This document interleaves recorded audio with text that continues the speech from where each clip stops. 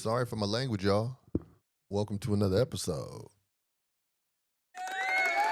Yeah. What are you running from? What are you running from? Don't lie to me now. Don't lie to me now.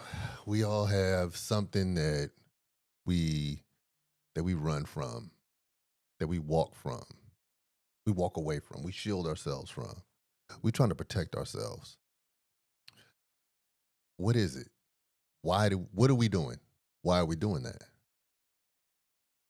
I woke up, I thought about this. Actually, I thought about this yesterday. I had a I had this real thin pile of papers on my table. And they're papers that I should have addressed a while ago. But it was something about just sitting down and dealing with it. And I didn't deal with. It's on me. Um, in a world where I'm trying to protect myself against others, I might just blame somebody else. How unhealthy is that? Do you blame other people for the shit that you're supposed to do yourself? Huh. Sorry for my language. Get down. We here. Episode 31. Tree 1.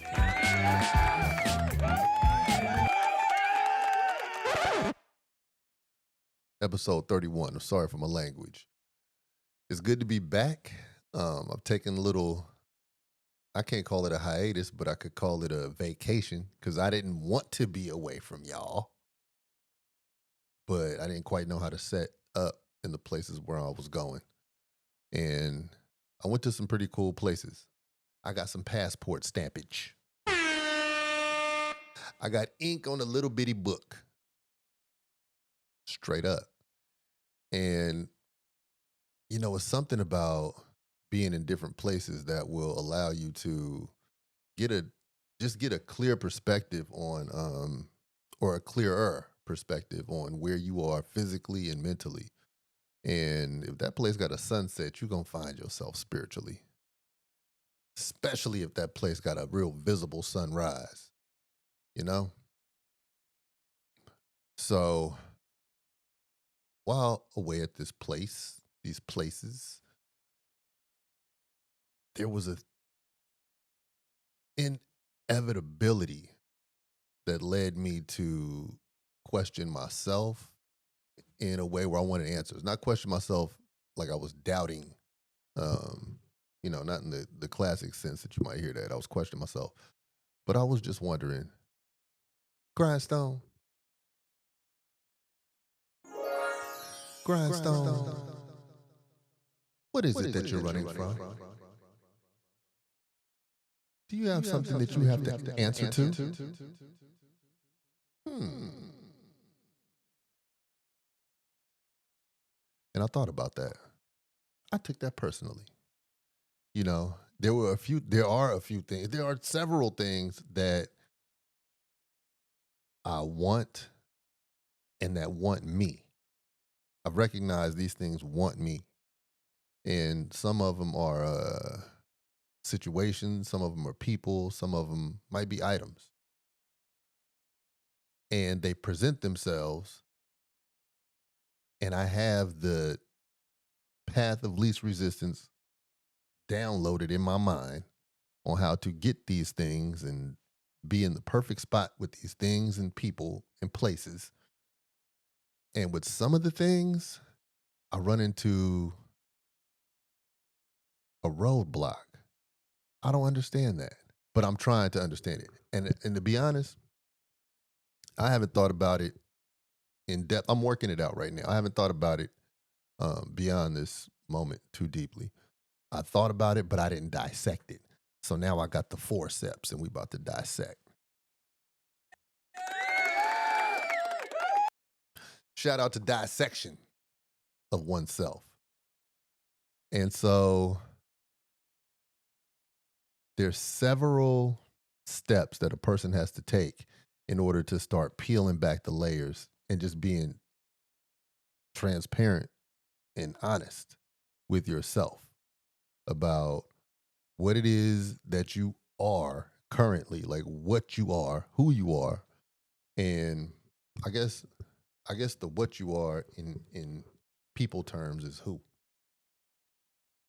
You know, you're kind of skin, bones, blood, plasma, flesh. I guess that's the what you are. But you're really more than that because you have something within that makes you you and makes them them. Bang, bang, bang, bang. They not like us. They not like me. They not like me. Bang, bang, bang, bang. They not like me. Nobody's like you. You have a unique set of DNA codes that make you just you. You that combo lock. You God's combo lock. God just said, you know what?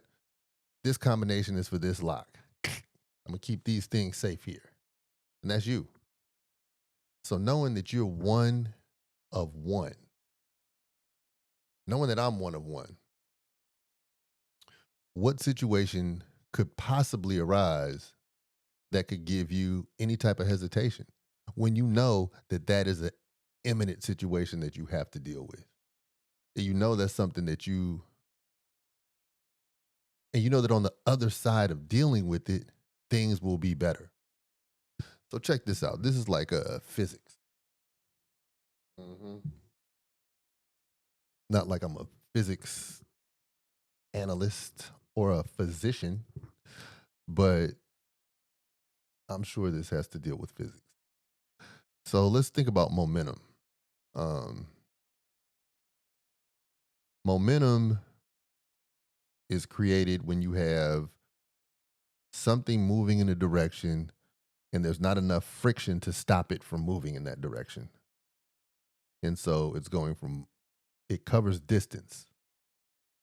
When something has momentum coming towards you and it's not any obstacle, not enough friction to stop that thing to coming towards you, that's something that you're going to have to deal with. You have to deal with it, or it will deal with you, at which point you have to deal with it. Right? So look at this thing. Are you following me? Come on. Wipe your eyes. That sound makes me do that. I don't even know why. Don't that sound feel like this movement though? Like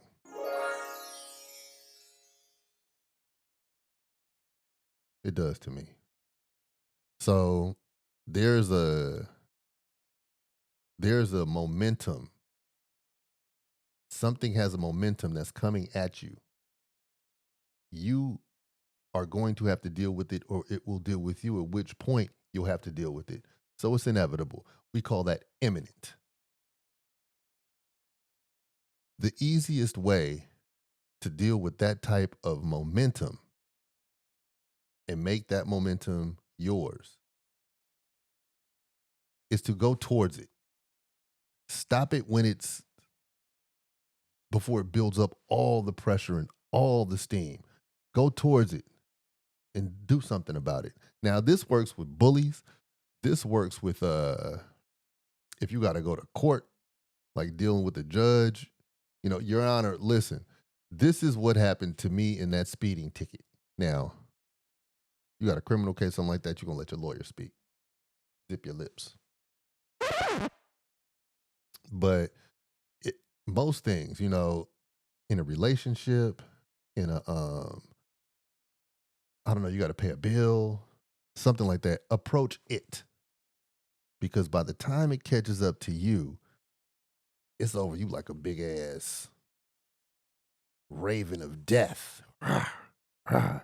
It's about to sink its talons all in you. And you know that you waited too long and you're kind of cowering because you got used to cowering or ducking or moving already. And so while you're ducking and moving, this thing has momentum. You barbecue chicken. Now,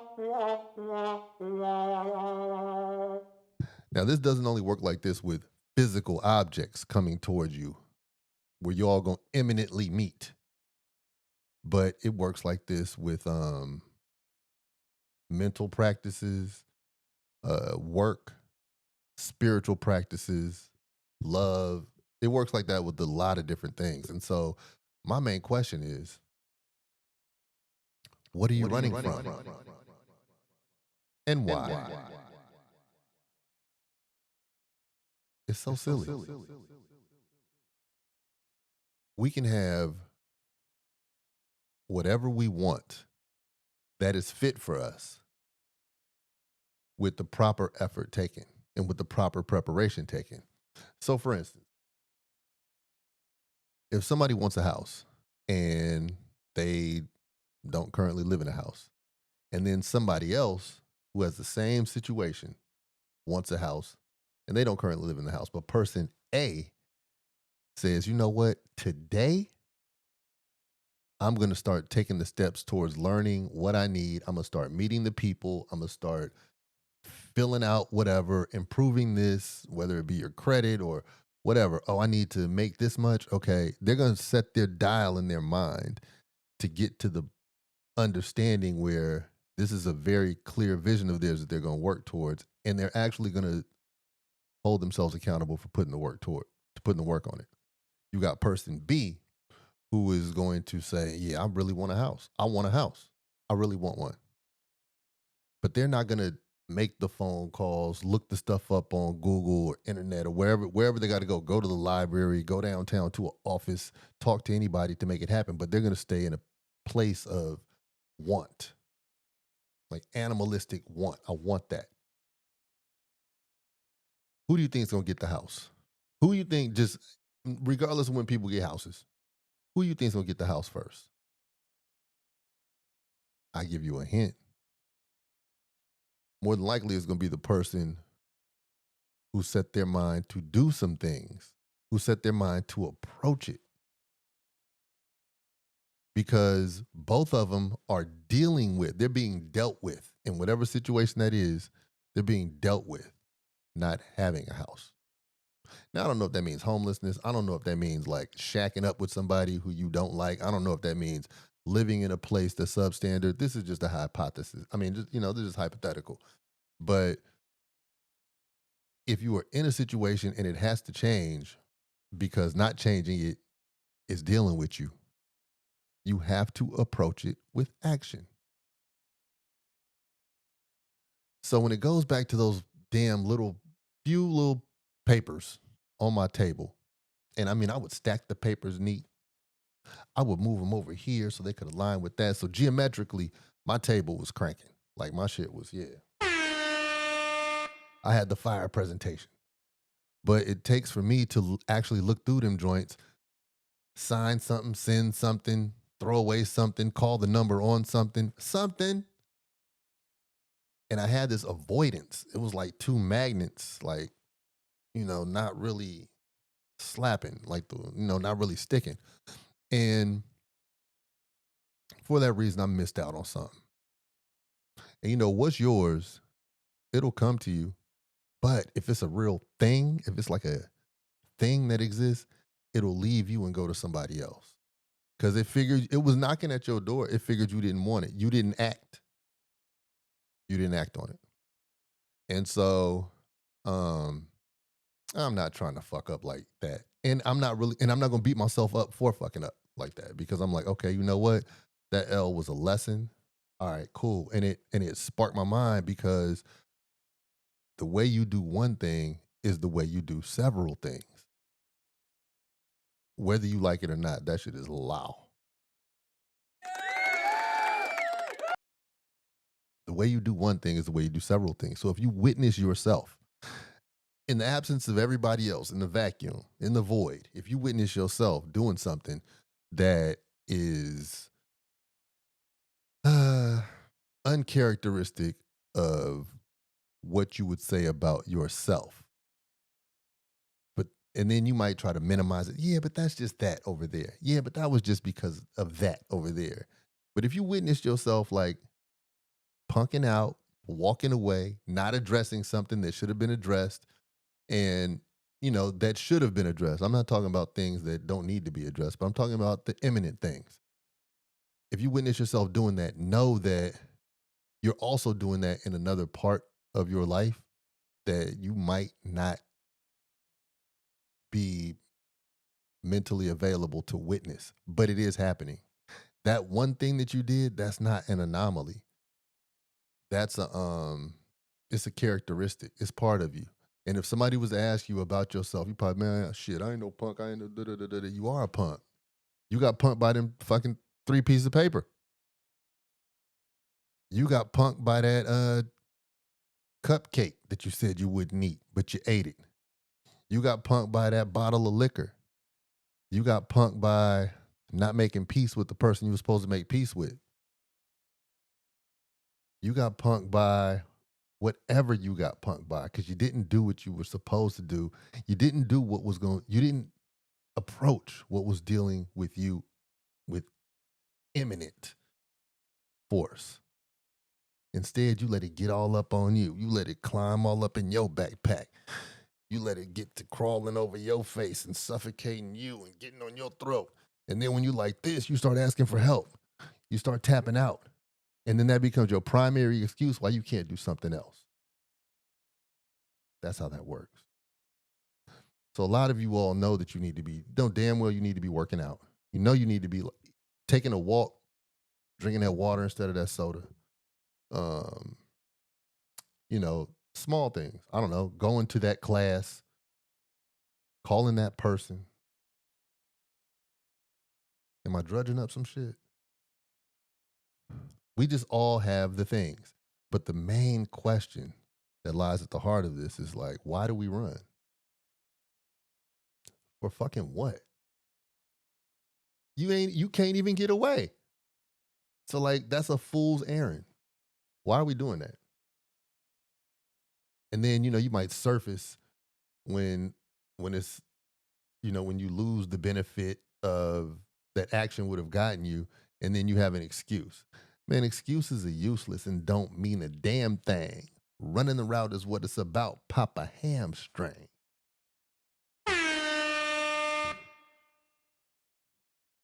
You know? I mean, there's a certain thing about getting to it. You know, getting to it, getting used to it, being about it or being without it. I mean, I learned that young. Where? Oakland, California, that's where I'm from.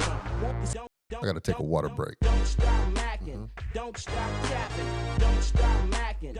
Don't stop tapping. Don't stop macking. Don't stop tapping. Don't stop macking. Woo! Hey, my water is getting more and more complex by the daily. I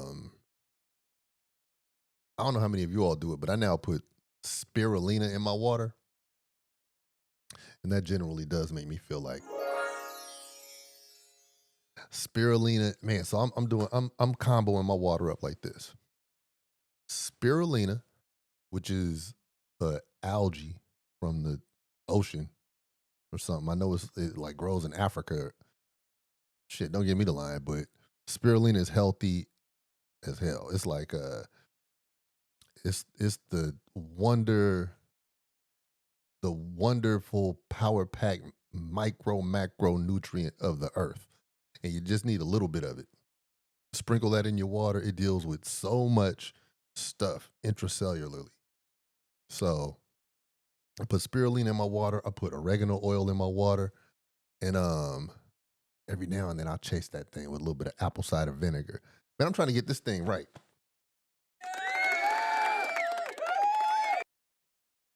Trying to just have everything right with the simple glass of water. Like shit, it don't have to be hella complicated, but I'm not gonna front. I do feel a difference. I feel the oxygen being transported to different parts of my being. And when oxygen is present, disease is not present. I've learned that. And so you want oxygen present in your body. And I'm not just talking about your intake of oxygen, but your food intake as well. So not just what you breathe, but first of all, the way you breathe too.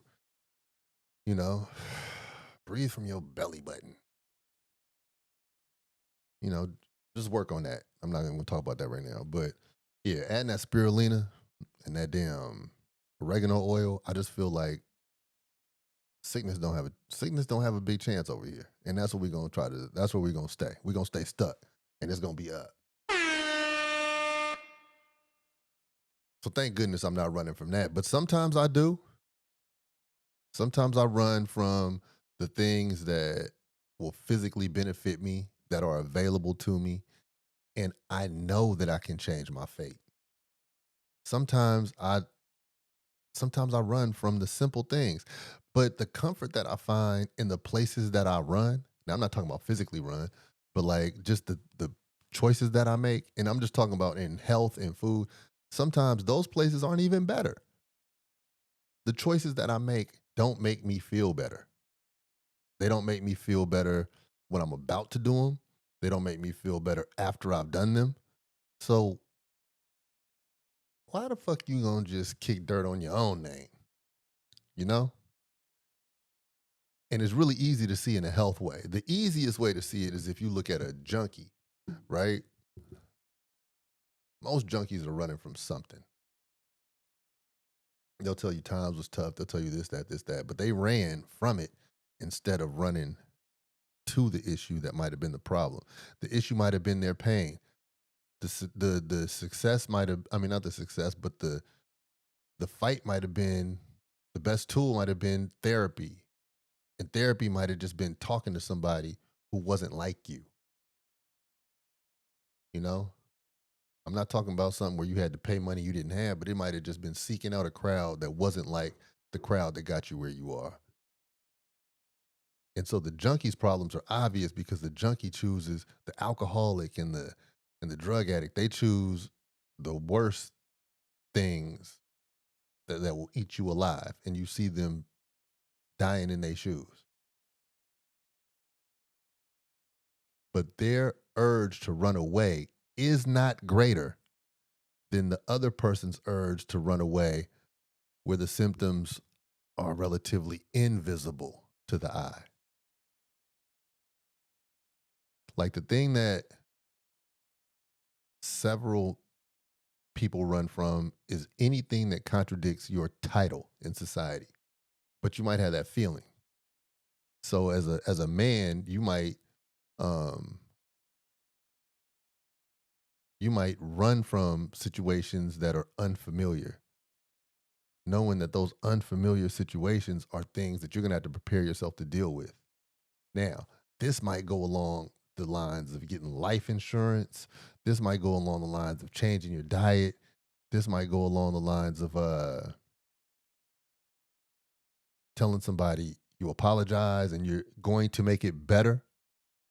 This may be forgiving somebody and it's cool. Like the yesterday was yesterday. It's all right. This might even be disassociating yourself from people who were good for you in one stage of your life, but now they no longer are.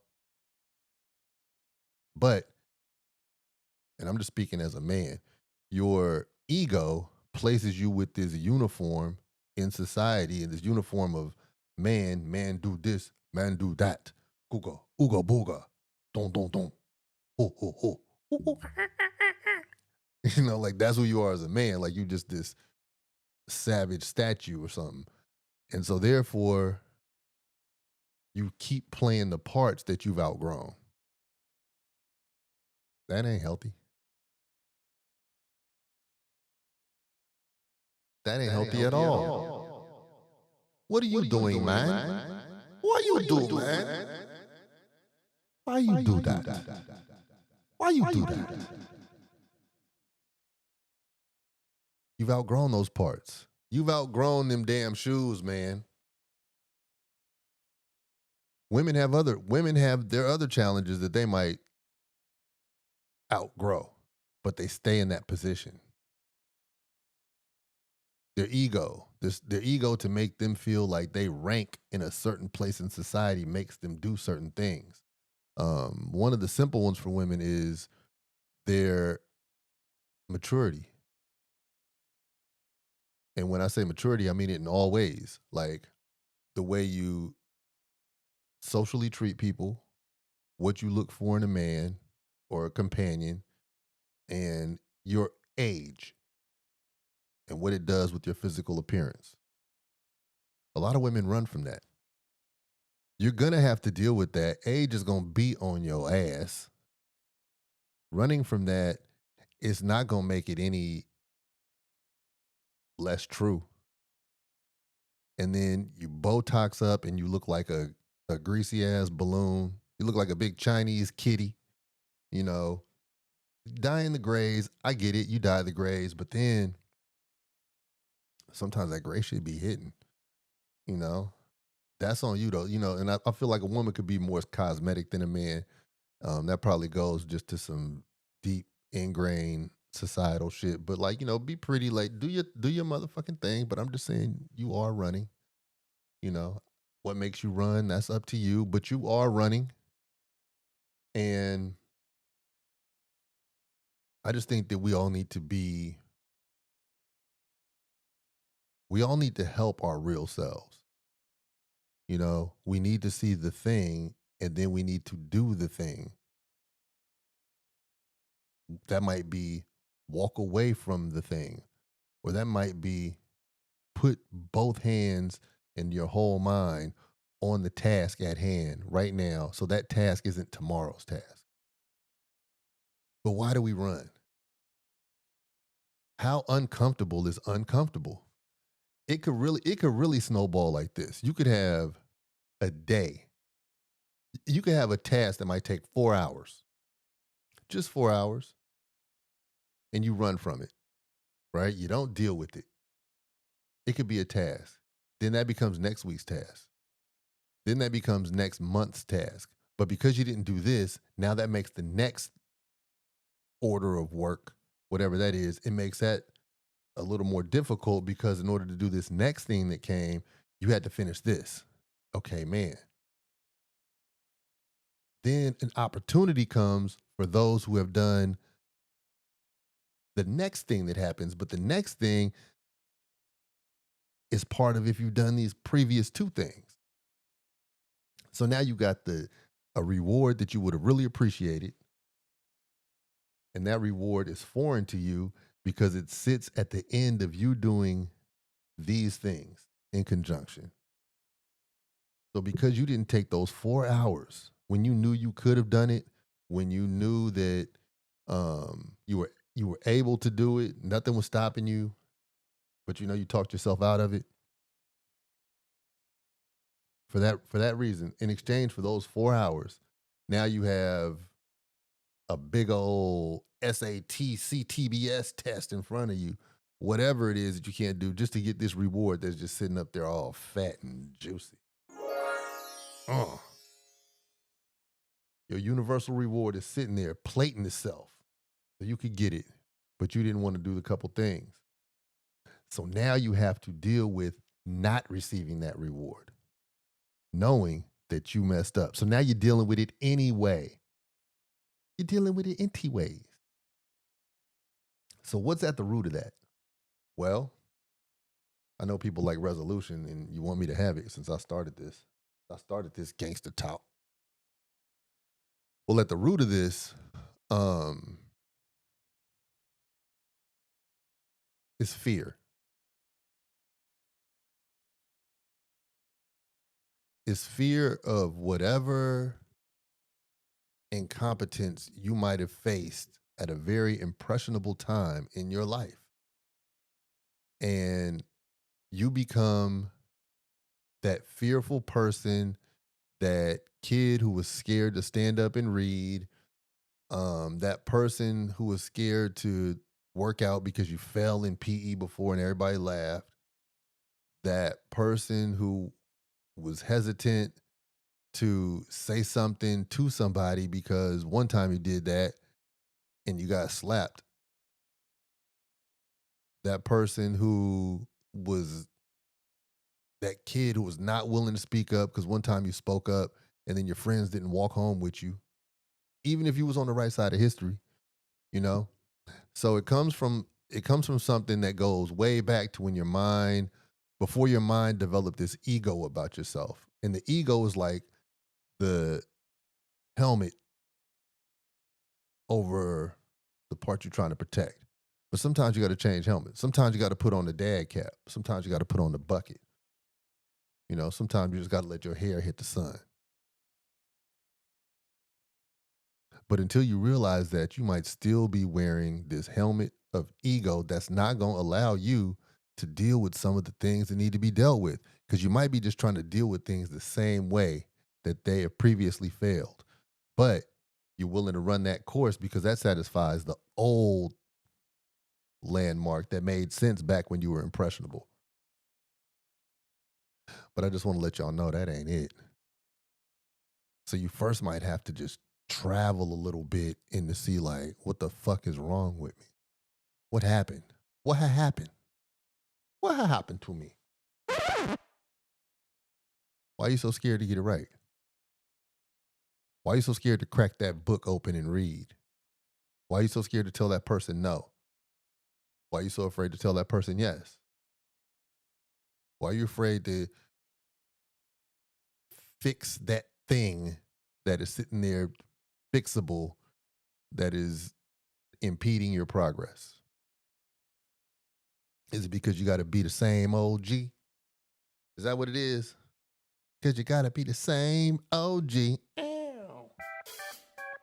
Got to be the same OG. I don't think that's helping anybody.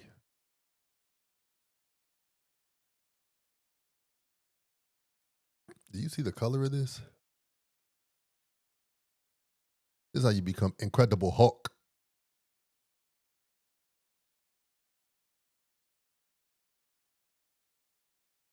So if y'all really want to get after it, this is what you should do. You should get out a piece of paper, something to write with on that piece of paper. And you should write down 3 things that you have been in big avoidance of, that you were able to approach and do. Write 3 things down. Leave space in between them.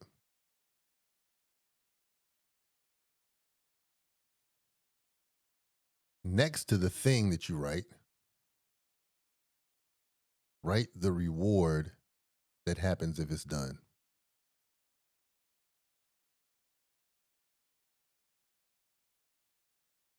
And then cross the reward out.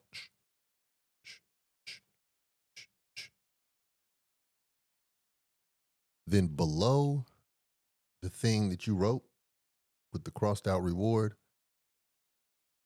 list the reasons why you're ducking it.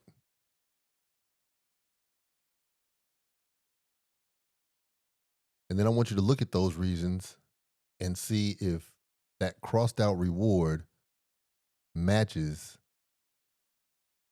any type of logic with these things that you've listed. I don't have time. I just don't know. I don't know. And then on the other side of that paper,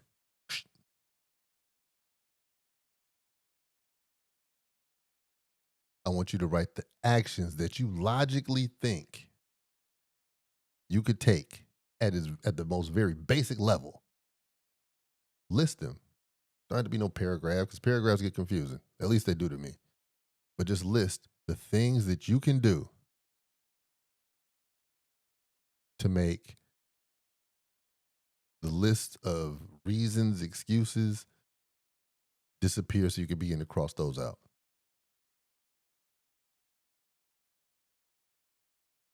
At that point, those crossed out rewards are going to be actual rewards. But you have to find the juice. You got to find the energy. You got to find the push. You got to find the reasons. You got to find the method. And hopefully that right there is a method that will help everybody find the way to self-solving a problem. And this is not automatic. It's not easy, but it's definitely doable. It's for sure doable. So do that shit, man. Do that shit. So yeah, It's good to be back with y'all. It's good to be, it's just good to be back in the man's place to be. You know what I'm saying? Good to be back. And for episode 31, I'm sorry for my language. I got a scat. But I really want all of you all to go to grindstoneuniversal.com. Oh man, I'm putting up on that website, baby. I'm putting up on grindstoneuniversal.com. It's going down. And grindstoneuniversal.com is what has brought all this into the place where the place exists. And if you're watching this and you don't follow me on IG, it's grind_stone. So fool with me, be cool with me. I'm going to be cool with y'all. And I really want y'all to help yourselves. Use that method. In the comments, let me know if it's helped you. Until the next time.